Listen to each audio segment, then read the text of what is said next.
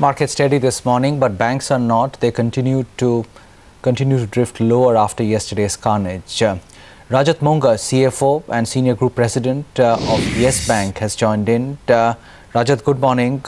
Yes Bank fell about the most in the private banking universe yesterday because the market believes that it's exposed to wholesale funding in a bigger way and therefore stands to lose the most after the RBI measures.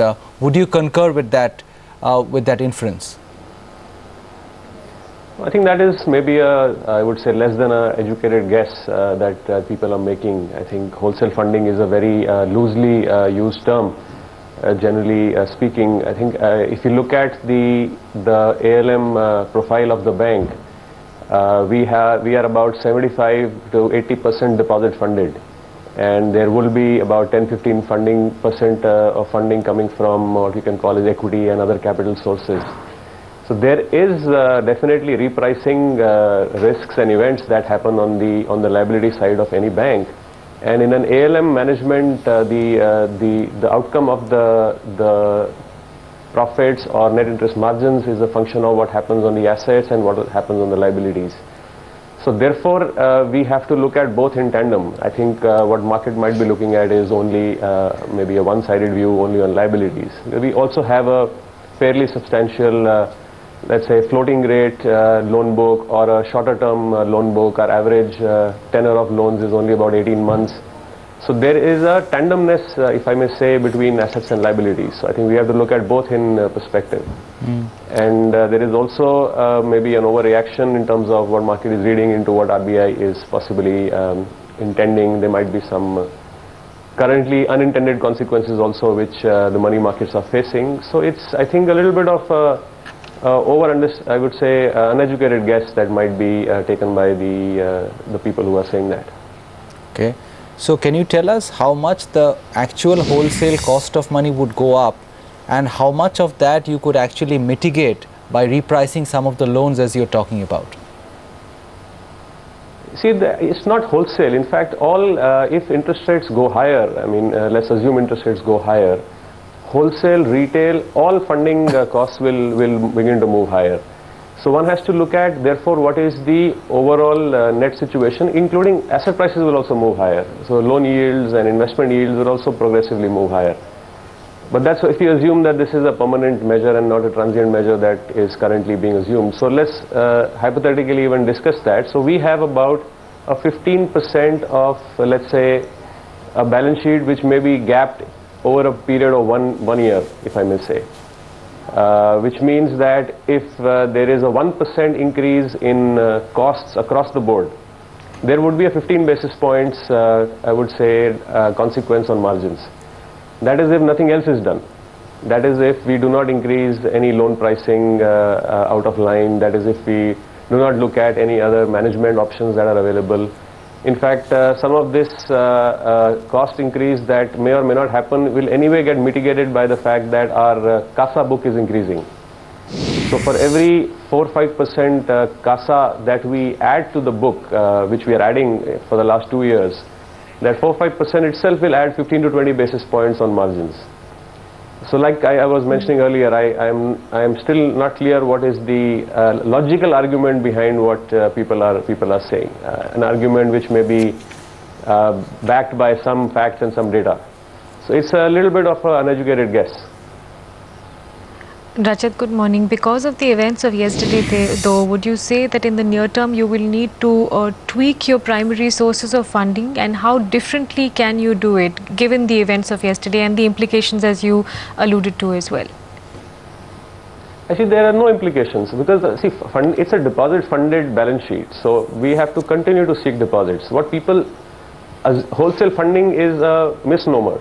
It is not something which is, somebody has to describe wholesale funding to us, for us to have this discussion. Wholesale funding does not exist in India as a Western concept. In Western countries, the Western banks before the global crisis would issue paper to intermediates, to hedge funds. Will have structured notes, they'll have dual currency products which went into leveraged balance sheets in the first place. Now that wholesale style of funding is absent in our country. So we as banks, not just us, I mean all banks are deposit funded in general. Some deposits tend to be, let's say, bulky, which is the closest we get to a sense of wholesale funding. So for example, we in the bank, I have a veto right in the bank to not take bulky deposits beyond, let's say, 200-250 crores from a single depositor. If you look at our top 20 depositor concentration, the number is about 13-14%.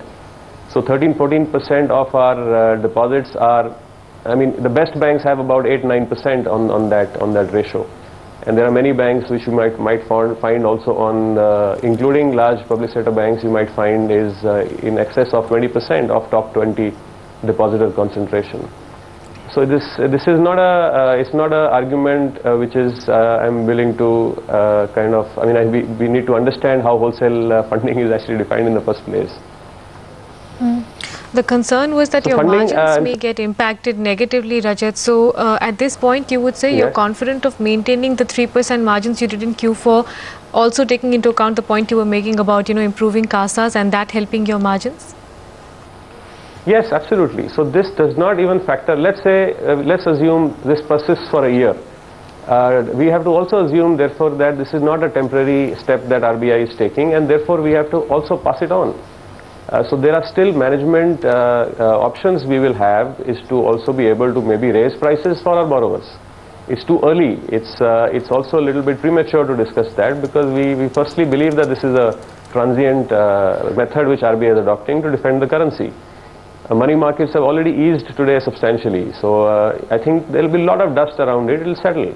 In fact, I believe the 75,000 crore window that RBI has artificially or quantitatively imposed may not even be needed for the next couple of months. The funding deficit of the banking sector is only 40-50,000 crores and falling, because this is also seasonally a very liquid period. July is the best month for liquidity, because lots of the currency in circulation which leaks from banks in the busy season comes back. So we get deposits in this period and don't get loans to kind of compensate. So there is an increase in liquidity. So we should not be reading too much into yesterday's market reaction. It is based on some distortions which have been speculated, which might happen in the money markets. That is unintended consequence as far as our view is. In fact, today RBI has announced a small measure to also help mutual funds get repo in terms of financing, because this is creating some realignment of funding in the money markets, because there's a little bit of unintended consequence. So as far as the bank's margins are concerned, we seem quite confident. I mean, this is notwithstanding management action, we'll maintain margins. Just to go back to that point about wholesale funding that you were talking about earlier, I think the apprehension stems from the fact that your CASA at 18-19% is much lower than many of your peer banks, and therefore you need to have recourse or greater recourse to money market funding to run your book, and therefore you might be squeezed more in the event of money market rates going up. That's pretty much the apprehension that people are talking about. No, there is a big gap in the middle, Udayan, here. There is CASA, there is money market funding, and the big gap in the middle is deposits, time deposits. So you deposit your money in a fixed deposit with a bank, I deposit my money. That is our primary source of funding. Yes, now that source of funding is sensitive to interest rates. Even that will be repriced higher or lower. So when we look at a funding book, we cannot look at that in isolation from liabilities. We have to bring assets again into the picture. So we have to see how is if you assume, let's say we take a high CASA bank. Now high CASA bank also has a high retail lending share. Retail lending happens at fixed rates. So if you do a car loan, if you do a commercial vehicle loan, if you do a construction equipment loan, a credit card, a personal loan, all loans are happening at fixed rates. I need CASA funding to be matched on ALM, because in India you do not have fixed rate funding for banks. We may say time deposits are fixed rate in character, but they don't have tenors in our country. Best bank in India will have a 12-15 month tenor on time deposits. That's the nature of the funding structures. So we have to therefore look at assets and liabilities in tandem. We run a commercial lending book. Commercial lending book is predominantly floating. So half our loan book will reprice higher automatically in the next 6 months because of the residual maturity tenors representing the repricing ability of the loan book. So even if the funding costs from time deposits are going to go higher, money markets aside, because money markets is a very small part of our funding portion. If the time deposits are going to be repriced higher, the loans are also repricing higher. If some bank is lending tomorrow for a new loan, he will be charging higher, irrespective of base rate. If banks were lending at 11% till yesterday, their base rates have not moved, but I am quite confident they will be charging 11.5%, 11.75% as soon as today and tomorrow, because there is increased cost push on that side. So ALM's margins have to be looked at with the asset and liability in tandem. The money markets funding is a minority. It's a 3,000-4,000 crore matter on a 1 lakh crore balance sheet. That is not a game changer at all. Which brings us to the bigger worry that the markets were going through yesterday, not just what will happen to individual banks, but the fact that rates will harden in the system. And a lot of banks stopped short of telling us that yesterday, but you are confirming that rates are indeed going to harden because of the moves which happened. Yes, see, money market rates have gone up. I will also have to say that the reaction of yesterday is not where we can say that all the dust has settled. There are distortions in the money markets at this point in time. It is also evident from RBI action this morning, where there is a repo window being opened for mutual funds. So it's too early to even begin to conclude on whether rates will harden, and rates have already hardened. If you look at fixed income, if you look at government bond yields, if you look at corporate bond yields, if you look at commercial paper, if you look at certificates of deposits, yields have already hardened. The conclusion we need to make, not today, but over the next 3-4 weeks, including an opportunity for RBI to communicate on their monetary policy, which is towards the end of the month of July.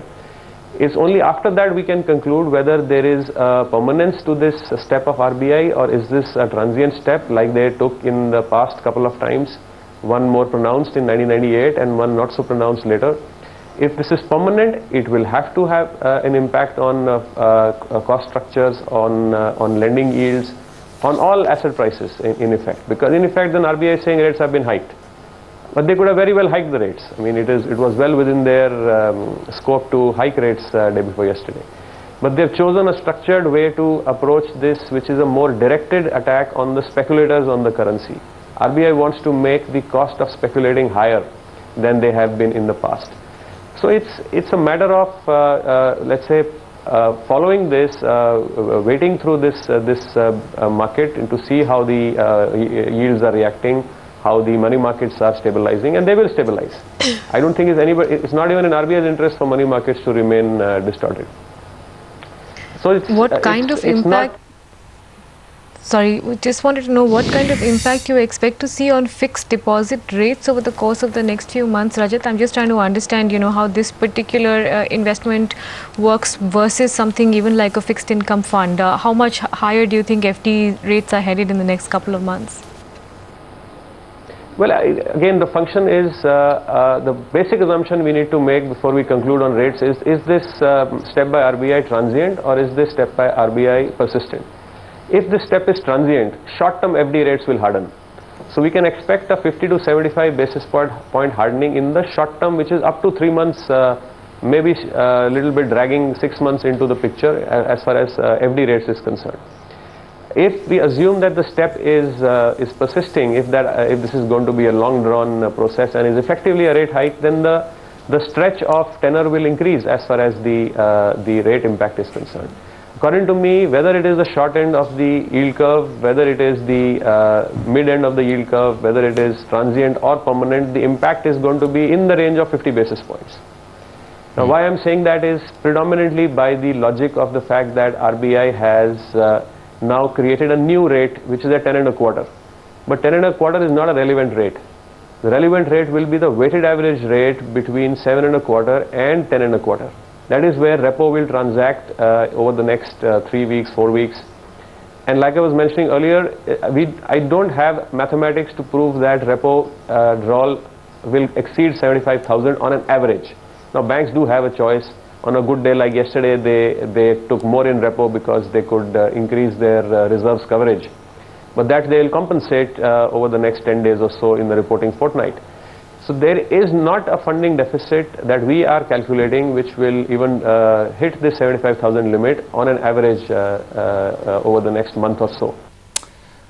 We'll leave it there. Thanks very much for those clarifications, Rajat. But let's toss all this to a banking analyst who tracks these stocks. Sampath Kumar of IIFL is joining in.